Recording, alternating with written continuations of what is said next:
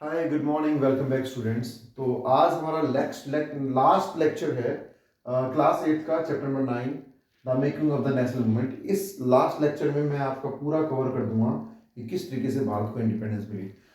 Last lecture जो हमने खत्म किया था, हमने नॉन कॉपरेशन मूवमेंट को कैसे विड्रॉल किया महात्मा गांधी के द्वारा, वहां तक हमने कवर कर लिया था। तो देखो दोस्तों, जब महात्मा गांधी ने चोरी चोरा इंसिडेंट के बाद नॉन कॉपरेशन मूवमेंट को वापस ले लिया, विड्रॉ कर दिया, तो फिर आइडियोलॉजिकल डिफरेंसेस क्रिएट हो गए इंडियन नेशनल कांग्रेस के अंदर, क्योंकि कुछ लोग इस फेवर में नहीं थे कि मूवमेंट को वापस लिया जाए। लेकिन महात्मा गांधी ने बिना किसी मीटिंग के और बिना लोग बाकी मुस्लिम लीडर से कंसेंट किए अपने आप ही इस मूवमेंट को कॉल बैक कर दिया। तो इससे कांग्रेस में स्प्लिट हो गया। इंडियन नेशनल कांग्रेस में 1922 के विड्रॉल के बाद इंडियन नेशनल कांग्रेस में दोबारा से एक डिवीजन हुआ, जिसमें चित्तरंजन दास मीन्स CR दास और जवाहरलाल नेहरू के जो पिताजी थे मोतीलाल नेहरू और चित्तरंजन दास, ये जो दोनों लीडर्स थे, ये मानते थे कि हमें इस तरह की मूवमेंट्स नहीं करनी चाहिए, क्योंकि हम ब्रिटिश सरकार का सामना नहीं कर सकते, बल्कि हमें इलेक्शंस में पार्टिसिपेट करना चाहिए। नॉन कॉपरेशन मूवमेंट में 1920s के इलेक्शंस को भी बॉयकॉट किया गया था। ये लोग इस फेवर में नहीं थे। तो जैसे ही नॉन कॉपरेशन मूवमेंट को वापस लिया गया बिना किसी नतीजे के, कोई नतीजा नहीं निकला, 1-1.5 साल तक लोग जो है बॉयकॉट करते रहे चीजों को, और वापस फिर उनको जॉब पे जाना पड़ा, स्लो डाउन हो गई मूवमेंट। तो नतीजा कुछ नहीं निकला, तो ये लीडर्स दोबारा से फिर अपनी बातों को रखने लगे। तो ये स्प्लिट होकर के इन्होंने अपनी एक स्वराज पार्टी करके, मोतीलाल नेहरू और CR दास ने अलग से एक पार्टी बना ली, और इन्होंने 1924 के इलेक्शंस में भी पार्टिसिपेट किया। और अब ये समय जो था, अब एक युवा पीढ़ी, नए लोग मूवमेंट में जुड़ रहे हैं।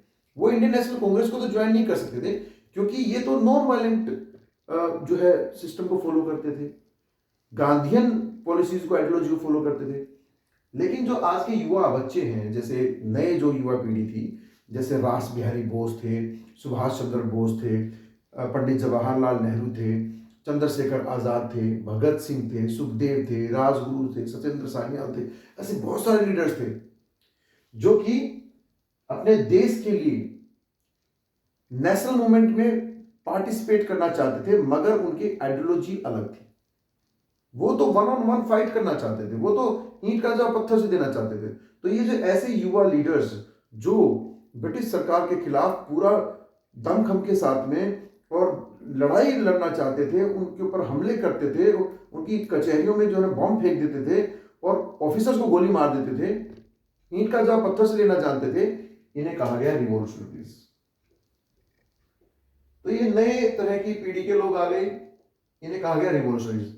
देखिए 1885 से 1905 तक मॉडरेट्स थे, उसके बाद एक्सट्रीमिस्ट आए, और अब एक नया युग आ गया, रिवॉल्यूशनरीज का युग भी आ गया। एक तरफ Indian national Congress non cooperation movement जो है नॉन वायलेंट मूवमेंट चला रही है, मीन सत्याग्रह चला रही है, लेकिन एक तरफ ये रिवॉल्यूशनरी भी आ गए। तो ऐसे कौन कौन सी चीजें हुई? SSR है, देखो, जो भगत सिंह थे उनकी पार्टी का नाम क्या था? हिंदुस्तान सोशलिस्ट रिपब्लिकन एसोसिएशन, 1927 में फॉर्म की। ये एसोसिएशन पहले जो थी, ये पहले चंद्रशेखर आजाद की ऑर्गेनाइजेशन हुआ करती थी, जिसको भगत सिंह ने बाद में ज्वाइन किया और इसका नाम बदल के रखा गया हिंदुस्तान सोशलिस्ट रिपब्लिकन एसोसिएशन। तो इस तरह की चीजें यहाँ पे हो रही हैं। तो नॉन कॉपरेशन मूवमेंट से सिविल डिसओबीडियंस मूवमेंट के बीच का जो ये 8 साल का जो पीरियड है, इसमें क्या क्या हुआ? तो इसमें भी बहुत सारे अलग अलग जगहों पर अपराइजिंग्स होती रही, बहुत सारे इंसिडेंट होते रहे, जिनमें से कुछ इंपॉर्टेंट है। 1925 का काकोरी कॉन्स्पिरेसी, रास बिहारी बोस, राम प्रसाद बिस्मिल, इन लोगों ने मिलकर के ट्रेन को लूट लिया। ट्रेन खजाना कलकत्ता से जो है गवर्नमेंट की ट्रेजरी, ब्रिटिश ट्रेजरी, वो लाई जा रही थी दिल्ली। यूपी में एक स्टेशन पड़ता है काकोरी, वहां पर इन लोगों ने इस ट्रेन को लूट लिया। बाद में इन सबको अरेस्ट कर लिया गया हालांकि, लेकिन उन्होंने इस एक कॉन्स्पिरेसी को अंजाम दिया। तो ब्रिटिश सरकार के कान खुल गए, आंखें खुल गई कि भाई ये क्या हो रहा है हिंदुस्तान में, ये सारी बात जो वहां पहुंच रही है ब्रिटेन पार्लियामेंट के पास, तो वो लोग भी अब सत्ते में आ गए कि कुछ तो गड़बड़ चल रहा है, लोग इतने बड़े बड़े ट्रेजरी को ही लूट लिया लोगों ने, तो काकोरी कॉन्स्पिरेसी हो गई। तो इन चीजों को समझने के लिए अभी देखो ब्रिटेन में भी एक चीज हुई, 1927 में इलेक्शन हो गई और वहां पर एक नई गवर्नमेंट बन गई और नए जो प्राइम मिनिस्टर बने उनका नाम था टोरी। टोरी नए प्राइम मिनिस्टर बने, इसलिए इसको बोला जाता है टोरी गवर्नमेंट। तो जब टोरी गवर्नमेंट पावर में आई तो उन्होंने देखो ये इंडिया को छोड़ना नहीं चाहते थे, क्योंकि इंडिया इनके लिए एक बहुत बड़ी मार्केट थी, यहां से उनको बहुत प्रॉफिट्स होते थे। तो वो चाहते किसी तरीके सोल्यूशन निकल जाए, ये लोग थोड़ा सा इनको कुछ अधिकार दे देंगे, अगर ये मान जाए तो हमारा काम चलता रहेगा। तो टोरी गवर्नमेंट ने क्या किया, साइमन कमीशन को भारत भेजा, 3 मेंबर की एक ऑर्गेनाइजेशन बनाई, एक छोटी सी संस्था बनाई, एक ग्रुप बनाया और इसको इंडिया में भेजा, ये फाइंड आउट करने के लिए कि इस तरह की प्रॉब्लम्स क्यों हो रही है, क्या what are the reasons behind this. लेकिन साइमन कमीशन फेल हो गया। साइमन कमीशन फेल क्यों हो गया?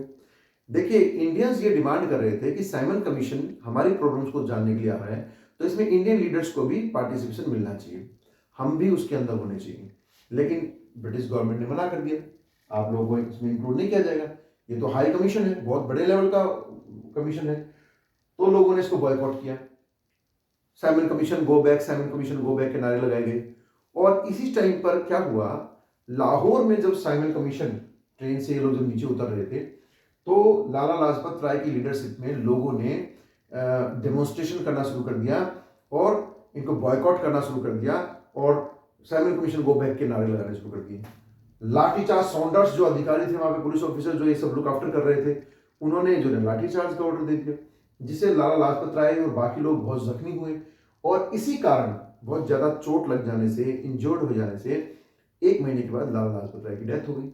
अब लाला लाजपत राय की डेथ हो गई तो ये एचएसआरए के जो भगत सिंह और इनकी जो पार्टी थी, जो टीम थी, उन्होंने इसका बदला लेने की सोची और क्या किया, सॉन्डर्स को गोली मार दी।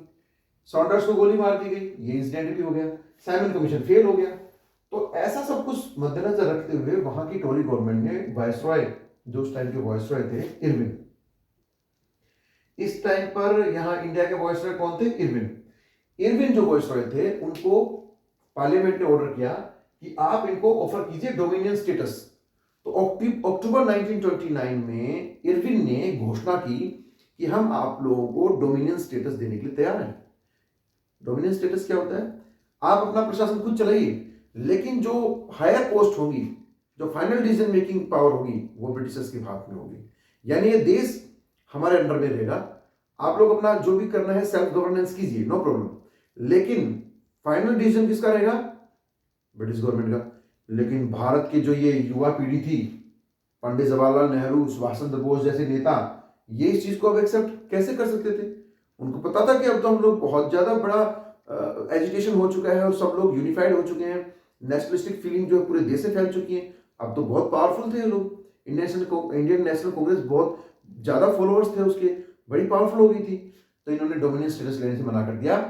अक्टूबर 1929 में ये ऑफर आया था। 2 महीने के बाद लाहौर में दिसंबर 1929 में एक मीटिंग हुई, एक सेशन कराया गया लाहौर में इंडियन नेशनल कांग्रेस का, जिसका प्रेसिडेंट बनाया गया पंडित जवाहरलाल नेहरू को। और उन्होंने वहां पे घोषणा कर दी, हमें चाहिए पूर्ण स्वराज, कंप्लीट इंडिपेंडेंस की घोषणा की गई। और यह डिसाइड किया गया कि हम हर साल 26 जनवरी को इंडिपेंडेंस डे मनाएंगे। तो अगले साल दिसंबर में मीटिंग हुई थी, अगले महीने 26 जनवरी थी, तो 26 जनवरी को पूर्ण स्वराज को मनाया गया, मीन्स इंडिपेंडेंस डे मनाया गया। लेकिन देखो दोस्तों, अब यहां पर भी ये डेट बड़ी इंपॉर्टेंट है, मैं आपको बताता हूं। चूंकि पंडित जवाहरलाल नेहरू ने 1929 में 26 जनवरी को इंडिपेंडेंस डे डिक्लेयर किया था, तो ये हिस्टोरिकल डेट हो गई। अब इस डेट को हिस्टोरिकल बनाने के लिए क्या किया गया, हमारा देश तो 15 अगस्त को आजाद हो गया, हम तो इंडिपेंडेंस डे 15 अगस्त को मनाते हैं, लेकिन आजादी के बाद हमारे पहले प्रधानमंत्री कौन थे, पंडित जवाहरलाल नेहरू। तो उनकी इस डेट को हिस्टोरिकल बनाने के लिए हमारे देश के संविधान को, यानी कि हम लोग रिपब्लिकन कब हुए, 26 जनवरी को, तो इस 26 जनवरी को हमारा संविधान तो बनकर नवंबर में तैयार हो गया था, लेकिन 1.5 महीने तक इंतजार किया गया। जब 26 जनवरी आई तब हमारे देश को रिपब्लिकन घोषित किया गया, यानी कि कॉन्स्टिट्यूशन को इम्प्लीमेंट किया गया। तो इस तरीके से 26 जनवरी को इंडिपेंडेंस डे मनाना शुरू किया। गांधी जी ने 26 जनवरी मनाई सब लोगों ने, और 4 दिन बाद 31 जनवरी 1930, 31 जनवरी 1930 को गांधी जी ने एक लिस्ट तैयार की अपनी डिमांड्स की और इरविन को भेज दी, और उसमें एक नीचे क्लोज लिख दिया कि अगर आपने हमारी डिमांड्स को नहीं माना तो फिर हम एक बहुत बड़े लेवल का दोबारा से नॉन कोऑपरेशन मूवमेंट भी चलाएंगे, और अब ये नॉन कोऑपरेशन मूवमेंट नहीं होगा खाली, अब हम कानूनों को भी तोड़ेंगे, यानी हम क्या चलाएंगे, सिविल डिसोबीडियंस मूवमेंट चलाएंगे, नॉन कोऑपरेशन से भी आगे बढ़ के। उसमें तो कानून नहीं तोड़े गए थे, उसमें तो खाली बॉयकॉट किया गया चीजों को, प्रोटेस्ट किया गया था, नौकरियां छोड़ दी लोगों ने, स्कूल्स में जाना छोड़ दिया था, पिकेटिंग की गई थी, बॉन फायर किया गया था। ये सारी चीजें तो होंगी ही होंगी। एक और चीज की जाएगी, क्या, तुम्हारे कानूनों को हम नहीं मानेंगे, हम आपके कानूनों को नहीं मानेंगे। नमक कानून तोड़ दिया महात्मा गांधी ने। नमक बनाने का सिर्फ जो राइट्स था वो ब्रिटिश गवर्नमेंट के पास था, गांधी जी ने खुद दांडी में जाकर के नमक कानून को तोड़ दिया। ऐसे लोगों ने फॉरेस्ट लॉ जो बना रखे थे उनको तोड़ दिया, अपने जानवरों को लेके घुमाने के लिए जंगलों में लकड़ियां काटने लगे लोग। जो लेबर्स थे जो टी प्लांटर्स के अंडर में काम करते थे, अब उनको लगा गांधी जी ने बोला है हम आजाद हो गए हैं, चलो अपने घर। वो बिना इन्फॉर्म किए अपने ऑफिसर्स को गोली मार दी, उनसे झगड़ा कर लिया, क्लैश हो गया और अपने घर भागे, छोड़ दिया अपने जगहों को, नौकरियां छोड़ने लगे लोग। तो बड़ा जो है सिचुएशन बहुत ही आउट ऑफ कंट्रोल हो गई। तो सिविल डिसोबीडियंस मूवमेंट जो है, अब दांडी मार्च, जब ये डिमांड्स महात्मा गांधी ने इरविन को भेजी और उन्होंने एक्सेप्ट नहीं की, तो गांधी जी ने फिर क्या किया, गुजरात में उनका अहमदाबाद के पास में एक आश्रम था जहां महात्मा गांधी जी रहते थे, उस आश्रम का नाम था साबरमती आश्रम। तो साबरमती आश्रम से उन्होंने पैदल यात्रा शुरू कर दी दांडी के लिए। दांडी एक जगह का नाम है जो कि कोस्टल एरिया में पड़ती है, गुजरात में ही है, समुद्र के किनारे है दांडी। तो दांडी तक की यात्रा को कहा गया दांडी मार्च। और इसको चूंकि ये दांडी मार्च करने के बाद नमक कानून को तोड़ा गया, तो कई बार इसको साल्ट मार्च ही बोलते हैं। तो साल्ट मार्च और दांडी मार्च कब शुरू किया गया, 12 मार्च को गांधी जी ने चलना शुरू किया। कहां से, आश्रम से। और वो 6 अप्रैल को, यानी 24 दिन पैदल चलने के बाद, कितने दिन तक, 24 दिन तक पैदल चलने के बाद महात्मा गांधी दांडी पहुंचे और वहां उन्होंने नमक उठा करके सिविल डिसोबीडियंस मूवमेंट को शुरू किया। इस तरह से सिविल डिसोबीडियंस मूवमेंट चला और 1932 तक सिविल डिसोबीडियंस मूवमेंट चला। इस दौरान सरकार को भी झुकना पड़ा और राउंड टेबल कॉन्फ्रेंस रखी गई। वहां ब्रिटेन में बैठे हुए राजा ने गांधी जी को वहां बुलाया, यहाँ के इंपोर्टेंट लीडर्स को वहां बुलाया, कॉन्फ्रेंस हुई और बाद में इनकी शर्तों को मान लिया गया। और फिर 1935 में एक नया कानून बनाया गया जिसको कहा गया रेगुलेटिंग एक्ट या फिर new council act of India 1935, जिसमें यह डिसाइड किया गया कि 1937 में जब इलेक्शन होंगे तो सबको कंटेस्ट करने की परमिशन होगी। ऐसा ही हुआ। 1937 में इलेक्शंस हुए, 11 कॉन्स्टिट्यूएंसीज में इलेक्शन हुए, 11 टोटल कॉन्स्टिट्यूएंसी थी उस टाइम पे बनाई गई, जिनमें से 7 में मेजोरिटी से हमारे इंडियन लीडर जीत गए, तो फिर हमारी सरकार बन गई और इस तरीके से हम लोग पावर में आ गए। लेकिन उसके 2 साल के बाद 1939 में सेकेंड वर्ल्ड वॉर स्टार्ट हो गया। देखो हम आजाद होने ही वाले थे, आजाद होने ही वाले थे, उसी 1-2 साल में कुछ ना कुछ हम और करते तो हमें जल्दी आजादी मिल जाती। लेकिन वर्ल्ड वॉर 2 स्टार्ट हो गया, तो अब गांधी जी ने डिसाइड किया कि हम वर्ल्ड वॉर जब तक 2 चल रहा है, वर्ल्ड वॉर 2 में हम ब्रिटिशर्स को परेशान नहीं करेंगे, लेकिन हाँ इनको हम इंडिया छोड़ के जाने के लिए कहते रहेंगे। तो गांधी जी ने बाकी लीडर्स के दबाव में आके, जैसे सुभाष चंद्र बोस हैं, जवाहरलाल नेहरू हैं, और भी बहुत सारे लीडर्स हैं, उन्होंने गांधी जी को कन्विंस किया कि ये अच्छा मौका है, हम सेकेंड वर्ल्ड वॉर में ब्रिटिशर्स जो है उलझे हुए हैं, हम इसी टाइम पर क्यों ना इनको यहां से मजबूर कर दे देश छोड़ के जाने के लिए। तो गांधी जी ने भारत छोड़ो आंदोलन चला दिया, क्विट इंडिया मूवमेंट 1942 में। अब 1942 में जब क्विट इंडिया मूवमेंट चलाया गया तो क्रिप्स मिशन को भेजा गया, दोबारा साइमन को भेजा गया उसमें, और ये लोगों के साथ में थोड़ा उनको समझने के लिए आए थे कि क्या प्रॉब्लम है, लेकिन वो सक्सेसफुल नहीं हुआ, वो फेलियर हो गया। और महात्मा गांधी का ये जो क्विट इंडिया मूवमेंट है वो सक्सेसफुल हुआ और अंग्रेजों ने डिसाइड किया कि ठीक है, जैसे ही वर्ल्ड वॉर 2 खत्म होगा हम देश को छोड़ के चले जाएंगे, और वैसे ही उनको करना पड़ा। फिर 1946 में भी एक बार कैबिनेट मिशन आया लास्ट कॉम्प्रोमाइज करने के लिए, कोई फायदा नहीं हुआ, देश को छोड़ के जाना पड़ा।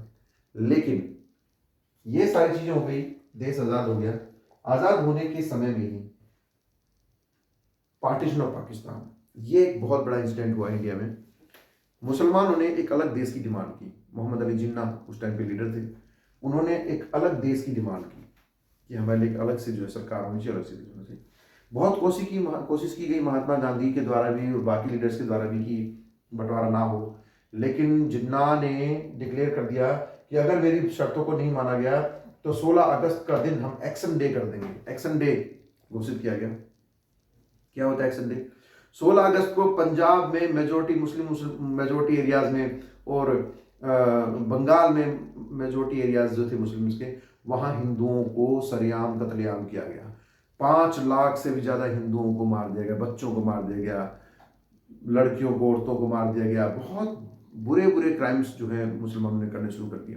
तो इसमें हिंदू भी एजिटेशन में आ गए, हिंदुओं ने फिर मुसलमानों को मारना शुरू कर दिया। तो लगभग 10-12 लाख लोग मारे गए। तो ऐसे हालात में गांधी जी ने फिर एक्सेप्ट करना पड़ा सब लोगों को कि ठीक है, तो इनको पार्टीशन करके पाकिस्तान को अलग किया गया। पाकिस्तान अलग हो गया, इंडिया 15 अगस्त को आज़ाद हो गया और अलग हो गया और पाकिस्तान से, और इंडिपेंडेंस डे हमारा 15 अगस्त को मनाया गया और हम आज़ाद हो गए। तो इतने लंबे स्ट्रगल के बाद हमें आज़ादी मिली।